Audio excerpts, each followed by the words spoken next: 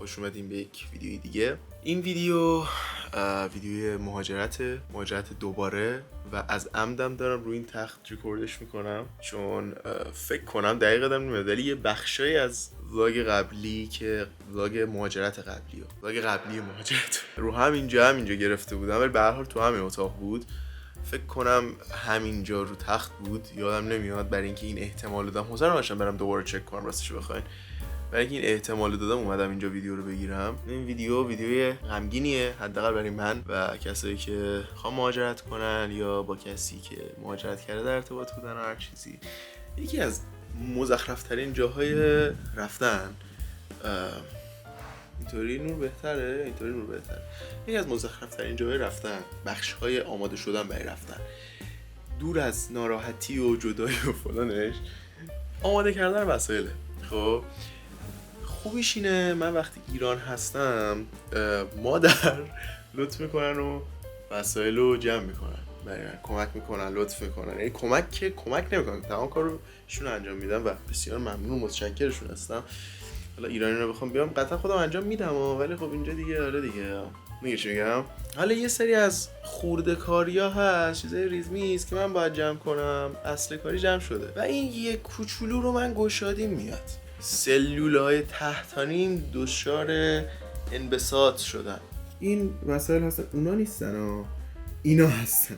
خب اینا نمیدونم از جور چیزا و یه سری ریزمیزا اینا یه جمع کنم و ببرم، اینا که نیست و چیزای زیادی به نظر میاد ولی واقعا چیزای زیادی نیست. یه سری کفش مفشم هست که باید بذارم و همین است. امشب شب قبل روزی که باید حرکت کنم از شهری که هستم توش، یعنی رودسر، شمال کشور، گیلان، از سمت رودسر فردا ساعت 4 ظهر بعد از ظهر حرکت میکنیم به سمت تهران. بعدش هم ساعت 4 صبح تهران پرواز داریم، 3:30 اینا. از رودسر تا فرودگاه ما حدود 5 ساعت 5 خورده ساعت اینا راهه اگه اشتباه نکنم، بدون استراحت و اینا مستقیم میخوای حرکت کنی.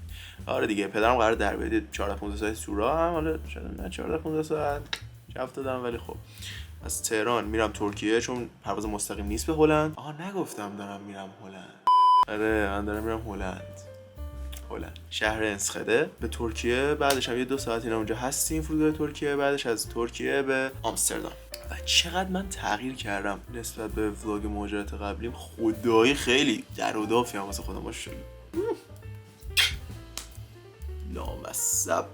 آره دیگه هر چیزی دیگه هم بود اضافه میکنم. ولی امشب چند روز دیگه تولد پدرم هست و چون دقیقاً 2 روز دیگه میشه دیگه، آره دیگه 2 روز دیگه تولدشه و 2 روز دیگه یعنی فردا و پس فردا همون روزیه که من و برادرم با هم داریم میریم از ایران. 2 روز زودتر داریم برای ایشون تولد میگیریم. الانم قرار برم که کیکو بگیرم، کیک سفارش دادیم، کیفکی، بعد برم کیکو بگیرم و بیارم و آره دیگه داستان. کیکو گرفتیم و اینا. یکاش برای شماش نقره بوده، شما نقره پیدا نکردم ولی جذابه. ولی بریم آره عشق کن عشق موری تو.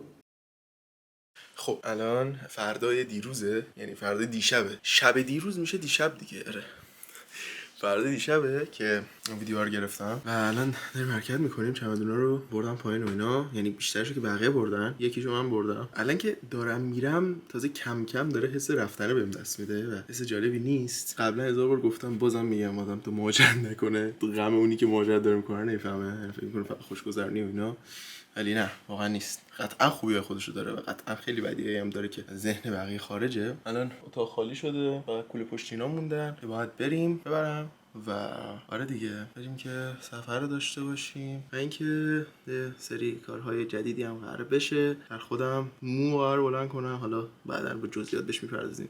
مومو قرار بلند کنم، یه سری پیرسینگ قرار بزنم جدید جذاب. یکیشم حالا الان فعلا زدم اینجا، نه که قبلا اینو یه بار زده بودم بعد برش داشتم و دوباره زدم. این اونیه که همش داشتم، الان اینو فعلا در آوردم، اینو زدم. جاهای دیگه هم میریم که داشته باشیم در آینده نزدیک و بسیار جذاب و لذت بخش و دوست داشتنی و یام. و در این زاویه اتاق به هم ریخته بنده رو داریم و از این شلوارک‌های دوست داشتنی که دیگه شمدون نیستن و باید بریم که به بقیه قضیه بپردازیم. که این زاویه هم اومده بودم وقتی دفعه اول داشتم میرفتم و آره.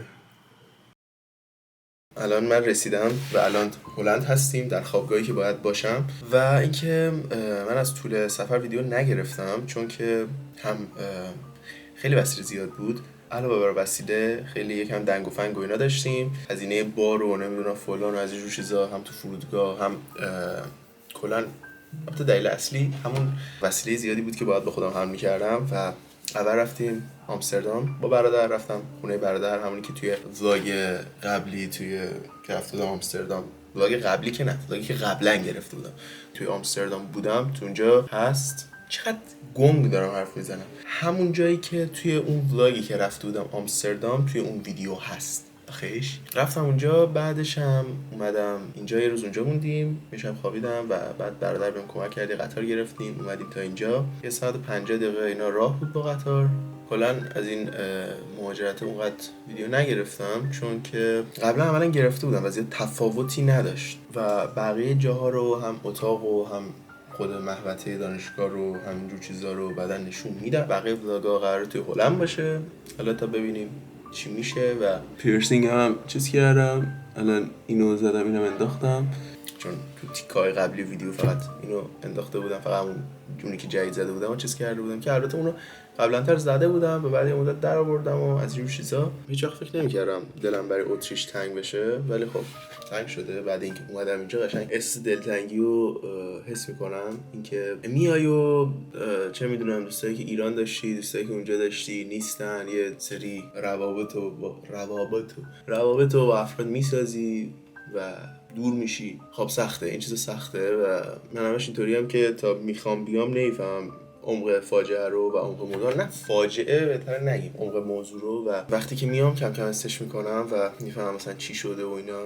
و حسه بر من چیره میشه. و آره دیگه همین بود فکر کنم. حالا دیگه یه حسیه که دیگه وقتی مهاجرت میکنی کم کم اوکی‌تر میشه، کم کم اوکی‌تر میشه. مرسی که این ویدیو، ولاگ، هر چیزی که بوده و دیدین و اینکه بقیه هم میان، بقیه ویدیو هم هستن حتما. شاید یکم بینشون یکم تایم قرقاتی بشه ولی میذارم حتما میذارم، باید بذارم. و اینکه آره مرسی، نوکرم، بای بای.